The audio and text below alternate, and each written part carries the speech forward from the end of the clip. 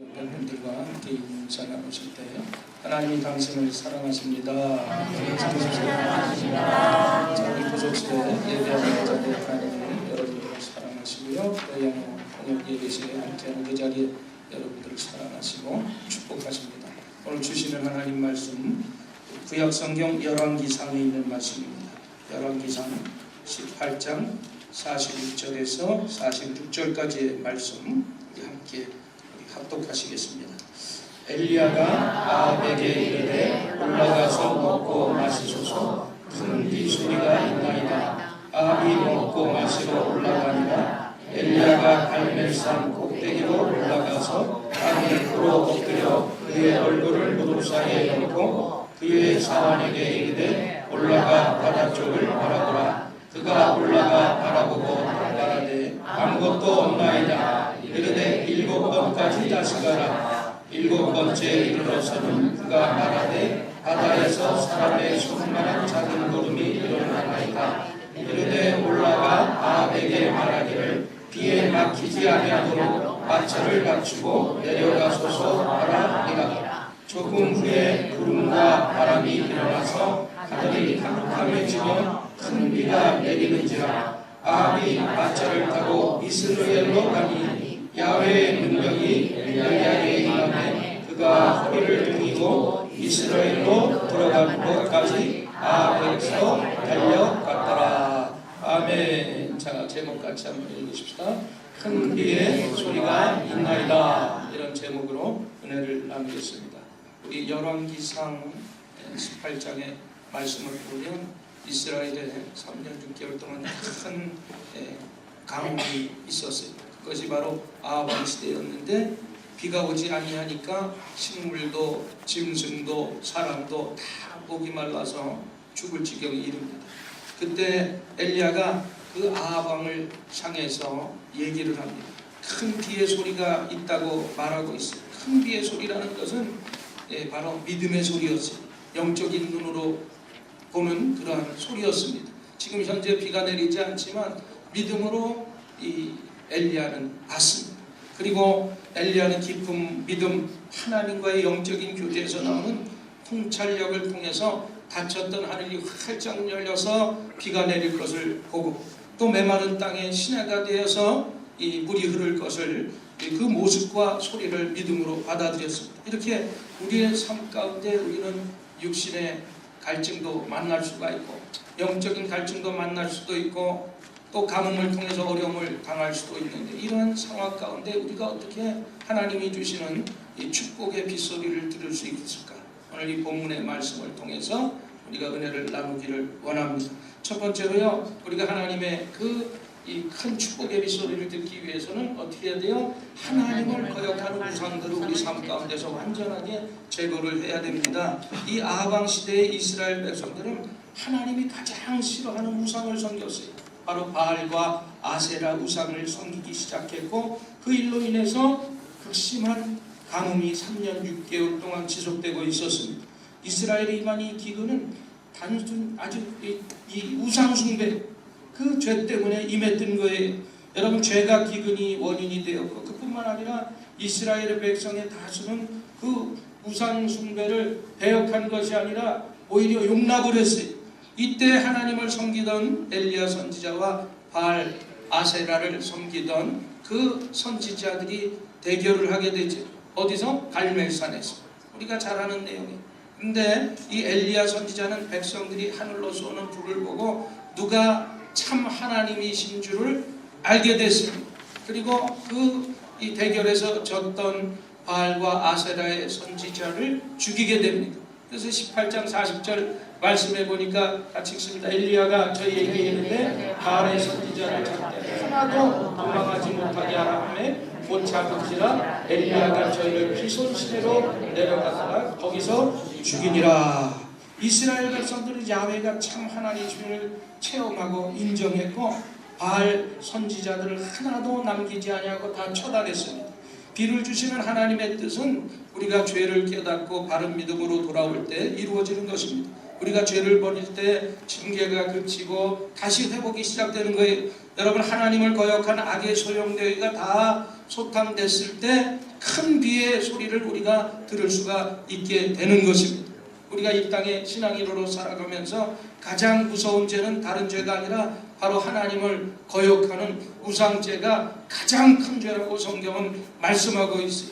그래서 우리가 잘 아는 십계명에도 출애굽기 20장 3절 이하에 뭐라고 말씀하고 있어요? 같이 읽습니다. 너는 나 외에는 다른 신들을 내게 있게 말지니라. 너를 위하여 새긴 우상을 만들지 말고 또 위로 하늘에 있는 것이나 아래에 땅에 있는 것이나 땅 아래 물속에 있는 것에 아무 형상이든지 만들지 말며 그것들에게 절하지 말며 그것들을 섬기지 말라. 이렇게 분명하게 우상에 대해서 말씀하고 있습니다. 여러분, 세계 최대 우상 숭배자들은 누굴까? 바로 힌두교인들입니다. 여러분, 이들은 섬기는 신이 셀 수 없이 많을 정도로, 특별히 이 힌두교를 섬기는 사람들의 그 가정에 가보면 7개에서 9개 이상의 이 신상들을 보유하고 있답니다. 그래서 이 힌두교에서는 특별히 뭐를 신성시 여겨요? 동물들을 신성시 여깁니다. 그래서 이 굶어 죽더라도 절대로 동물을 잡아먹거나 해치지를 않습니다. 또 식용으로 사용하지 않을 뿐만 아니라 이 거리에서나 논이나 밭에 아무리 들어와도 방해해도 그냥 내버려두고 오히려 그 동물들을 보호하는 그런 법이 있습니다. 그래서 현대 인도에서는 인도 발전의 가장 큰 저해 요소가 힌두교 사상이라는 결론을 내릴 정도로 그만큼 힌두교가 많은 그 동물들을 보호함으로써 사람에게 피해를 주고 있습니다. 여러분, 인간이 동물을 섬기면 동물의 수준에 머물고 우리가 가장 존귀하고 높은 이름인 하나님을 섬기면 하나님을 닮는 이 존귀한 사람이 된다는 것을 믿으시기를 바랍니다. 아멘. 여러분, 그래서 우리는 우상을 섬기면 절대로 안 돼요. 어느 한국의 여자 집사님이 계셨는데 아무런 문제 없이 가정이 평안하게 잘 살았는데 직장 다니던 남편이 갑자기 쓰러졌어. 멀쩡하던 남편이 근데 쓰러졌는데 사경을 헤매고 하루아침에 이제 이 집사님이 열심히 기도를 하면서 하나님을 의지하는 듯 했는데 기도를 해도 하나님 앞에 아무런 응답이 없는 거예요. 그러다가 우연하게 그 응답이 없으니까 마음에 불안해 있는데 동네 한 아주머니를 만났는데 그 아주머니와 대화를 하다 보니까 그 아주머니 자기 남편도 똑같이 그런 증세로 사경을 헤매고 쓰러졌는데 자기가 그 누구누구 어떤 무당집에 가서 점을 치고 부족을 받아서 이러 했더니 구술했더니 남편이 낫다는 거예요. 그래도 명색이 신앙인인데 그런데 하나님의 응답이 늦어지니까 그 귀에 솔깃하기를 시작했어요. 그래서 한번 지푸라기로 잡아보자는 심정을 통해서 그 사람의 말을 듣고 그 무당집에 가서 구술하고 부적을 받고 무당 푸덕거리를 했는데 더 나아지기는커녕 더 악화되기를 시작합니다. 그래서 이 사람의 말을 따라서 절도 가고 또 무당집도 가고 별짓을 다 했는데 점점 그 남편의 목숨이 점점 결국에는 그 목숨을 잃고 말았어요. 그 가정은 믿음에서 이미 멀어지게 됐고 얼마 안 남은 그 목숨도 구하지 못했을 뿐만 아니라 영생의 소망마저도 그 가정이 다 잃어버리게 된 것입니다. 여러분, 하나님을 의지하지 않는 사람들의 결과는 이런 거예요. 아무리 악인이 형통한다고 보일지라도 그 길에는 구원이 없어요. 그것을 부러워할 필요가 없습니다. 그것은 절대로 우리에게 구원을 가져다 주지 못하기 때문인 것입니다. 구원은 세상이 가져다 주는 것이 아닌 인간이 만들어낼 수 있는 것도 아닙니다. 그 어떤 피조물도 우리 사람을 구원할 수가 없어요. 그러므로 하나님을 거역하는 어떤 말이나 행동들과 하나님보다 여러분들이 더 사랑하는 것이 있다면 그것이 바로 우상이요. 이런 것들을 우리 삶 가운데 제거해야 하나님이 예비하신 그 축복의 비가 우리 귀에 들리게 될 줄 믿습니다. 오늘 이 시간 여러분 마음을 한번 되짚어 보세요. 내가 하나님보다 더 사랑하는 것이 무엇이었는가? 그것이 바로 우상이에요. 그것이 사람이 됐든지 여러분이 돈이 됐든지 물질이 됐든지 여러분들이 사랑하는 그 것들을 오늘 여러분 마음 가운데 완전히 제하시고 돌이켜 하나님을 잘 섬기는 저 여러분이 되기를 주님의 이름으로 간절히 축복합니다. 그 다음에 우리가 이 축복의 빛을 듣기 위해서는 어떻게 해야 돼요? 엘리야처럼 간절히 하나님 앞에 기도를 해야 되는 것입니다. 오늘 42절 말씀해 보니까 엘리야가 갈멜살 꼭대기로 올라가서 어떻게 했어요? 땅에 꿇어 엎드려 그의 얼굴을 무릎 사이에 놓고 기도했다는 거죠. 엘리야의 이러한 기도의 자세는 하나님의 도우심을 간절히 열망하고 그 겸손한 기도의 자세를 우리에게 보여주고 있습니다. 마치 예수님께서 겟세마네에 그 기도하신 모습과 흡사해 마태복음 26장 39절 말씀해 보니까 예수님께서 겟세마네에서 이렇게 기도하셨죠. 조금 나아가 얼굴을 땅에 대시고 엎드려 기도하여 가라사대 내 아버지 많이 하시거든 이 잔을 내게서 지나가게 하옵소서. 그러나 나의 원대로 마옵시고 아버지의 원대로 하옵소서. 바로 이 엘리야의 기도나 이 예수님의 기도나 정말 이 간절한 기도의 모습을 볼 수가 있습니다. 이와 같은 간절한 기도는 인간의 모든 수단과 방법으로 안 되는 것도 이루게 해 주신다는 거예요. 기도는 바로 하나님의 보좌를 움직이게 하는 수단입니다. 여러분 크고 작은 일들을 하나님께 부르짖어서 간절히 기도하게 되시기를 바랍니다. 반드시 간절한 기도는 하나님께서 응답해 주신다는 사실이. 그래서 예레미야 선지자도 예레미야 33장 3절에 뭐라고 했어요? 너는 내게 부르짖으라 내가 내게 응답하겠고 내가 알지 못하는 크고 은밀한 일을 내게 보이리라고 약속의 말씀을 주셨어요. 여러분 어느 크리스찬 형제가 있었는데요. 이 출장 중에 갑자기 이 팔다리가 저리기를 시작합니다. 그래서 이 사람이 출장을 갔다 와서 아마 과로 때문에 그런 거겠지 생각하고 집에 와서 하루 종일 잠을 잤는데도 이게 나아지질 않고 오히려 더 이 손발 저림이 뼈마디가 쑤시고 아프고 난리가 났어요. 그래서 이 병원에 가서 정밀 진찰을 받아봤더니 결과가 골수암이라는 도저히 믿기지 않는 이 젊은 사람이 이 골수암이라는 걸 걸리니까 이게 도저히 믿겨지질 않았어요. 그래서 이 병원에서 잘못 체크했을 수도 있으니까 또 다른 종합병원에 가서 진단을 받지만 결과는 여전히 같았어요. 의사의 말에 의하면 계속 치료를 받으면 그냥 생명이 한 1년 반 정도나 살 수 있으면 잘 살 거라는 그런 결과가 왔습니다.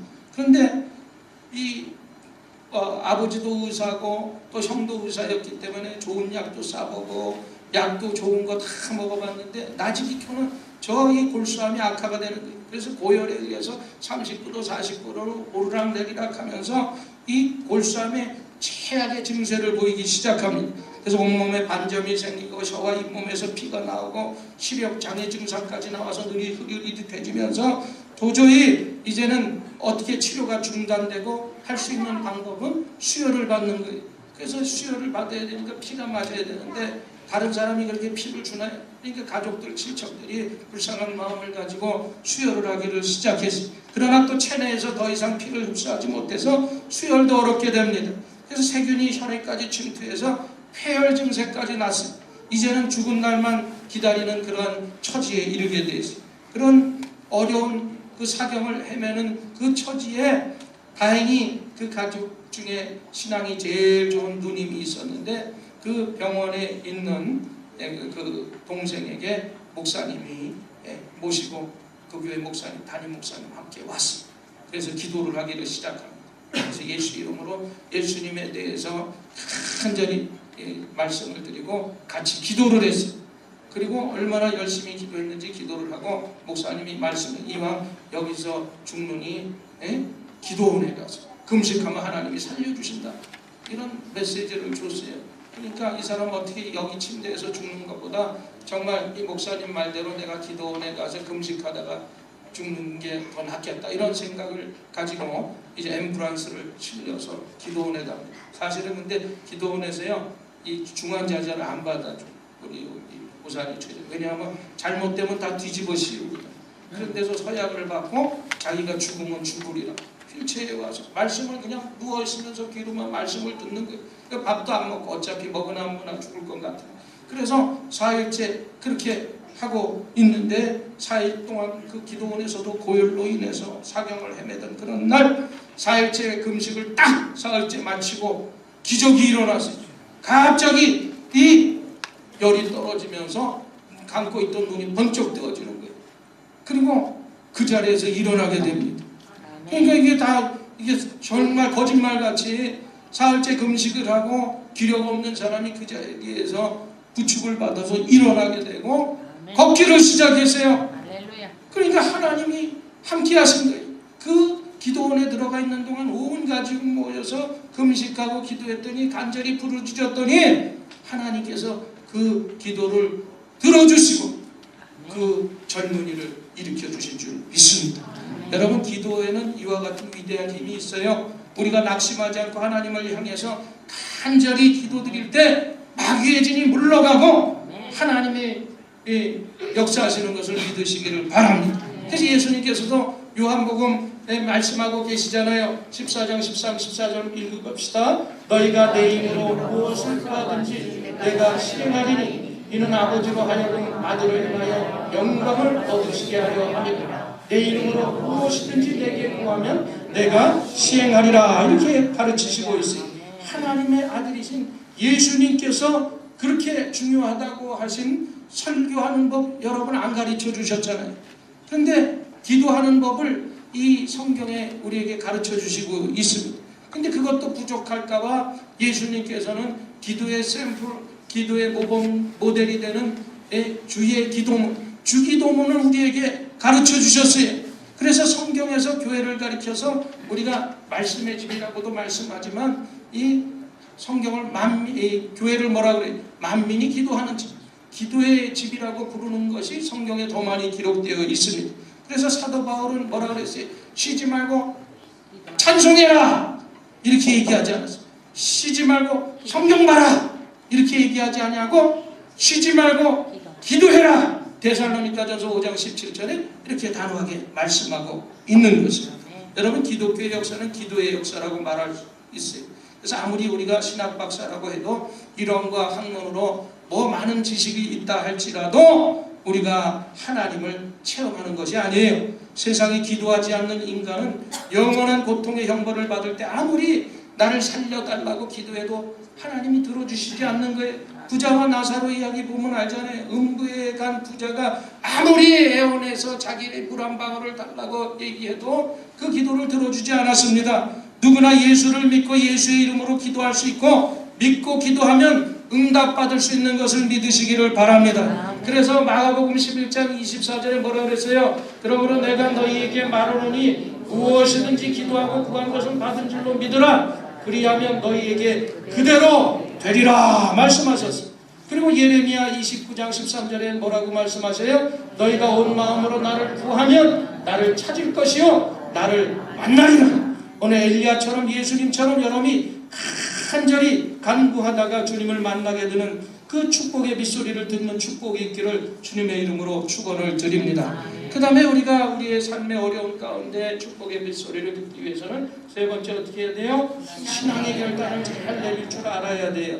이 엘리야 선지자는 갈멜산에서 바알 선지자들과 대결하기 전에 먼저 그곳에 모인 이스라엘 백성들을 향해서 신앙의 결단을 촉구하는 내용이 오늘 나오는데, 이스라엘 백성들은 이 야훼 신앙과 바알 신앙 가운데서 선택을 하지 못하고 우물쭈물하고 있었습니다. 왜냐하면 왕후 이사벨이 아합왕을 앞세워서 바알 신당을 꾸미고 또 바알 숭배하는 그런 일들을 행했고 또 그 바알을 반대하는 야훼 하나님의 선지자들을 죽이려고 하는 그런 혈안되는 그런 상태에 있었기 때문에 잘못하면 자기들이 죽을 것 같으니까 하나님도 섬겨야 될 것 같고 또 이사벨의 눈치를 봐야 되니까 잘못하면 죽을 것 같고, 그러나 그런 이 거짓된 신앙을 가지고 있는 그 이스라엘 백성들을 향해서 오직 하나님만을 섬겨라. 엘리야가 그렇게 단호하게 말씀하시는 말씀이 오늘 18장 21절 말씀 같이 읽어보십시다. 엘리야가 모든 백성에게 가까이 나가 이르되 너희가 어느 때까지 두 사이에서 머뭇머뭇하려느냐? 야훼가 만일 하나님이면 그를 쫓고 바알이 만일 하나님이면 그를 쫓을지니라 하니 백성이 한 말도 대답하지 아니하였다. 그랬어요.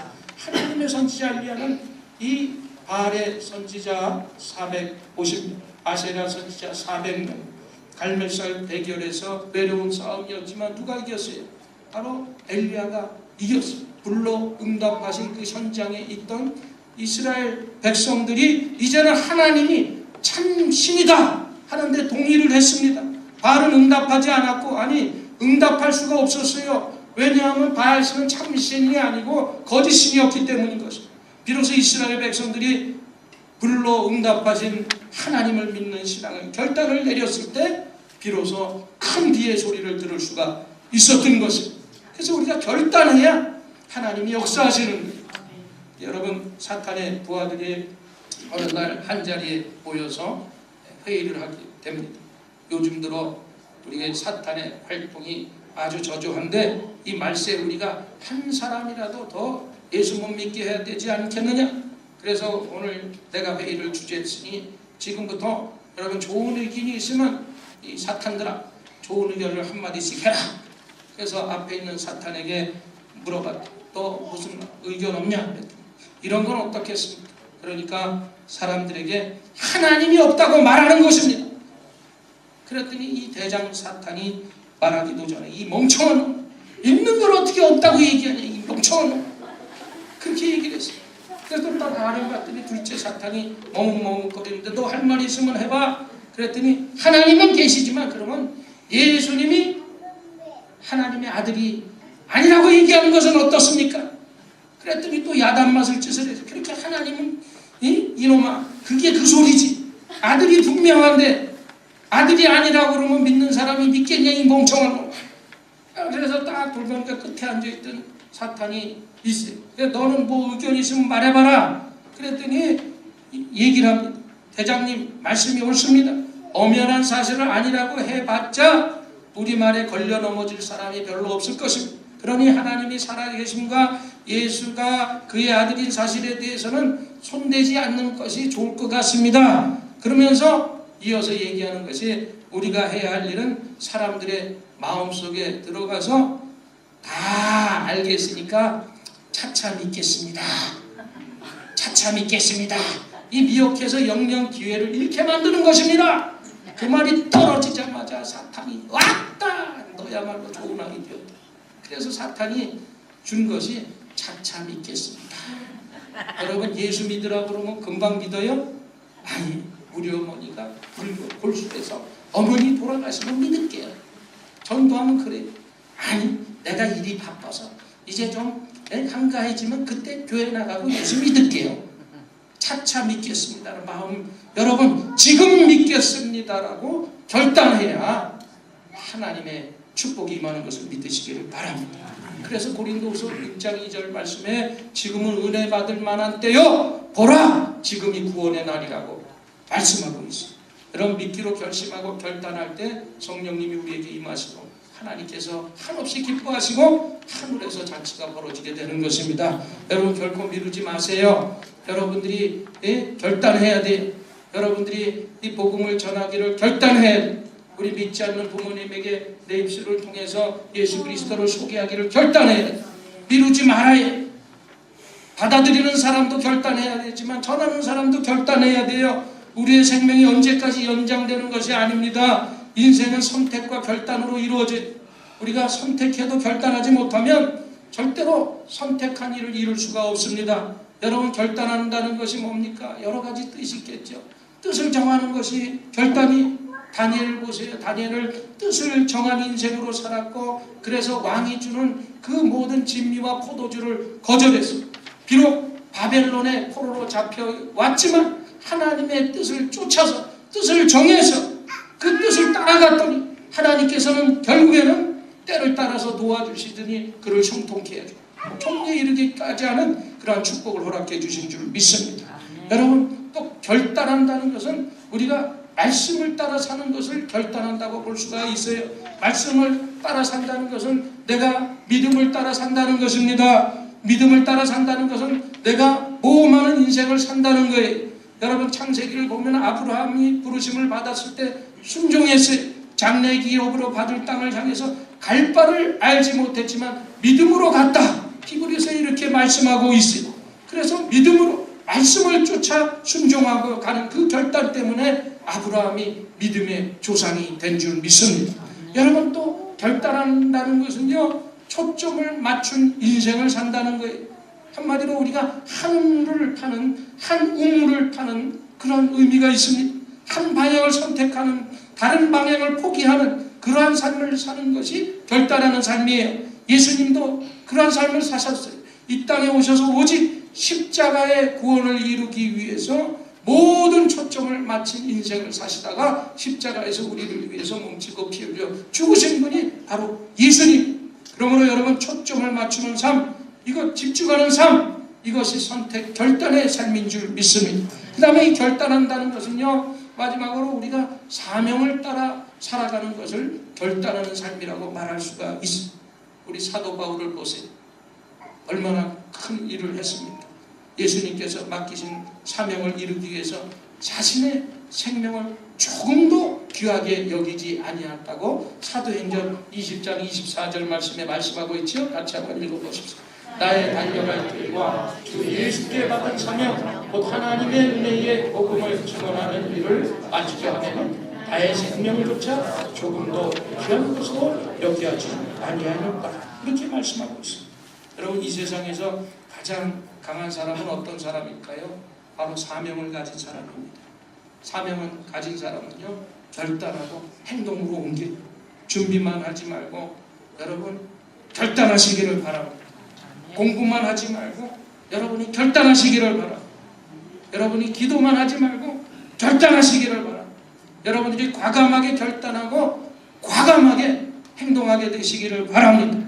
그래야 오늘 하나님의 축복의 빗소리를 들을 수가 있습니다. 말씀을 맺겠습니다.